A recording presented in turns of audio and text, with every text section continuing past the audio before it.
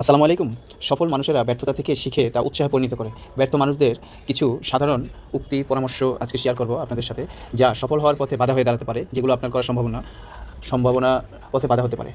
Number 1, এটা আমার পক্ষে সম্ভব নয়। কখনোই এটা আপনি চিন্তা করবেন না, বলবেন না। নাম্বার 2, আমি চেষ্টা করেছিলাম কিন্তু সফল হতে পারিনি। এই চিন্তা কখনোই মাথায় আনা যাবে না।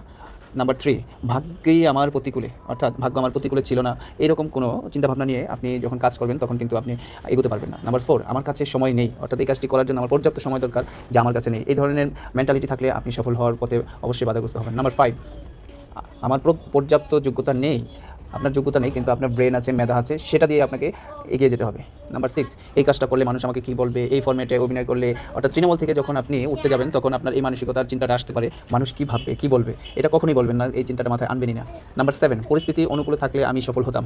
এটা হচ্ছে ব্যর্থ মানুষদের প্রলাপ, যে সবসময় তিনি নিজের দোষ আরেকটার এক্সকিউজ দিয়ে কাটাতে চায়। অর্থাৎ পরিস্থিতি আমার অনুকূলে থাকলে আমি হয়তো সফল হতাম। এটা একদম ভ্রান্ত ধারণা।